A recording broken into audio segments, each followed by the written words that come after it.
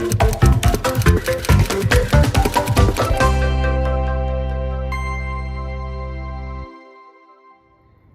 To Lisbeth world.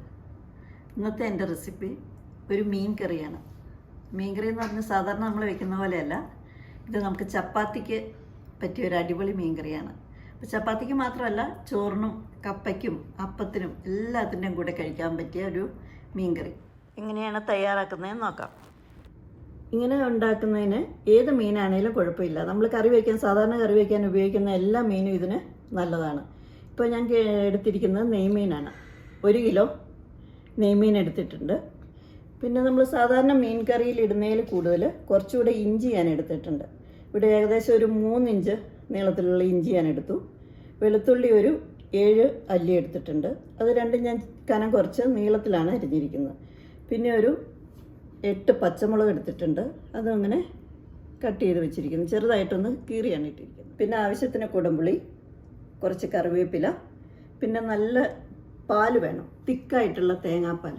അപ്പോൾ ഞാൻ fresh തേങ്ങയല്ല എടുത്തിരിക്കുന്നത്, മാഗിയുടെ കോക്കനട്ട് മിൽക്ക് പൗഡറാണ് ഞാനിവിടെ എടുത്തിരിക്കുന്നത്. അപ്പം നല്ല തിക്കായിട്ട് തന്നെ കലക്കി വെച്ചിരിക്കുകയാണ്. അതൊരു 1.5 കപ്പ് എടുത്തിട്ടുണ്ട്.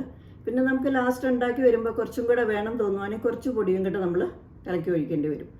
പിന്നെ മുളക് പൊടി വേണം. 2 ടേബിൾ സ്പൂൺ കാശ്മീരി ചില്ലി പൗഡറാണ് ഞാൻ എടുത്തിരിക്കുന്നത്. നിറച്ച് 2 സ്പൂൺ എടുത്തിട്ടുണ്ട്.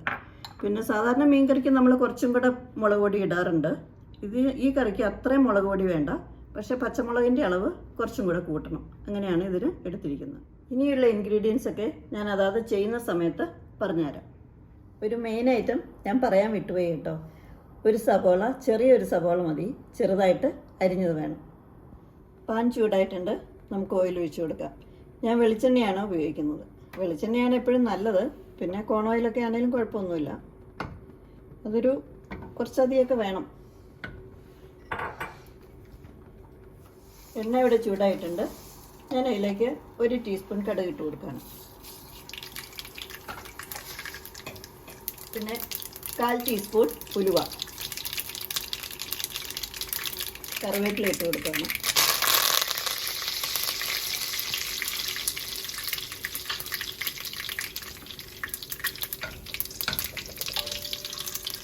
ഇനി ഇതിലേക്ക് ഇഞ്ചി, വെളുത്തുള്ളി, പച്ചമുളക് അരിഞ്ഞിട്ട് കൊടുക്കും.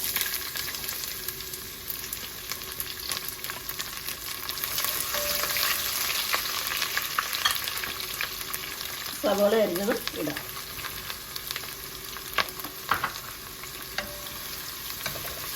ഇനി നന്നായിട്ടൊന്ന് മൂക്കട്ടെ. ഒത്തിരി ബ്രൗൺ ആവണ്ട, ചെറുതായിട്ടൊരു കളറ് മാറുമ്പോൾ നമുക്കിതിൽ ബാക്കിയുള്ള ഐറ്റമൊക്കെ ഇട്ട് വെക്കാം. ഉള്ളിയൊക്കെ ഏകദേശം മൂത്ത് വരുന്നുണ്ട്. അപ്പം ഞാൻ മഞ്ഞൾപ്പൊടി ഇട്ട് കൊടുക്കും. 1 ടീസ്പൂൺ മഞ്ഞൾപ്പൊടി ഇട്ട് കൊടുക്കാം.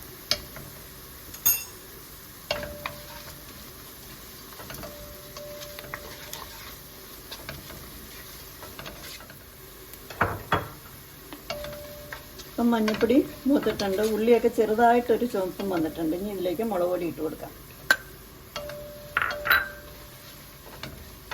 ഇന്ന് പച്ചമണം മാറിയാൽ മതി. ഇതിലേക്ക് തേങ്ങാപ്പാൽ ഒഴിച്ച് കൊടുക്കാം.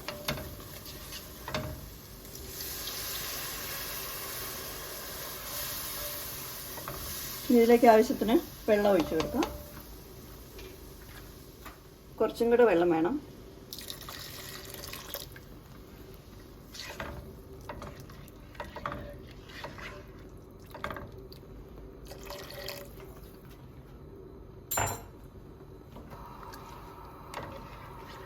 ഇനി ഇതിനാവശ്യമായ ഉപ്പിട്ട് കൊടുക്കാം.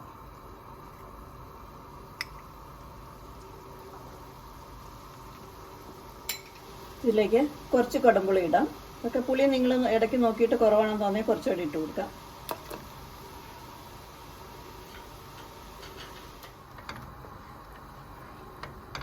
നല്ലോണം ഒന്ന് തിളയ്ക്കണം.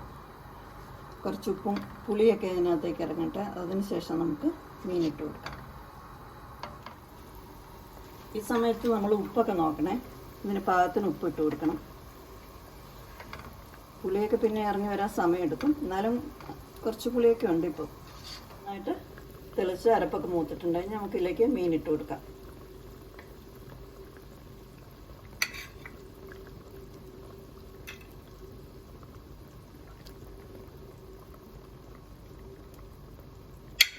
വെള്ളം ഞാനിപ്പോൾ ഇതിലിട്ടു.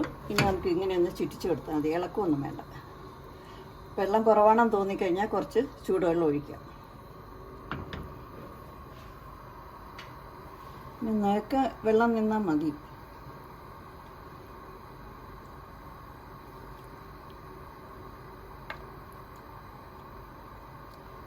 ഇനി മൂടി വെച്ച് വേവിക്കാം.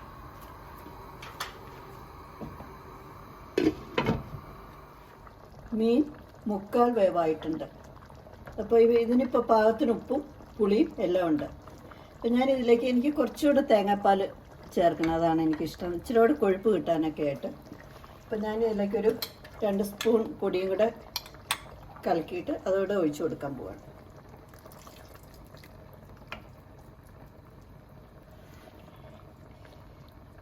ഇനി ഇത് കുറച്ചൊന്ന് തിളച്ച് കഴിയുമ്പോഴത്തേക്ക് നമുക്ക് ഫ്ലെയിം ഓഫ് ചെയ്യാം. ഓക്കെ, പാൽ ഒഴിച്ചിട്ട് നമുക്കിതൊന്ന് ജസ്റ്റ് ഒന്ന് ചുറ്റിച്ച് കൊടുക്കാം.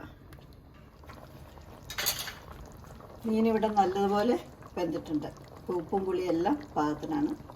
ഞാൻ ഫ്ലെയിം ഓഫ് ചെയ്യുകയാണ്. ഇത് തണുത്ത് കഴിയുമ്പോൾ കുറച്ചും കൂടെ ഈ ഗ്രേവി തിക്കാവും.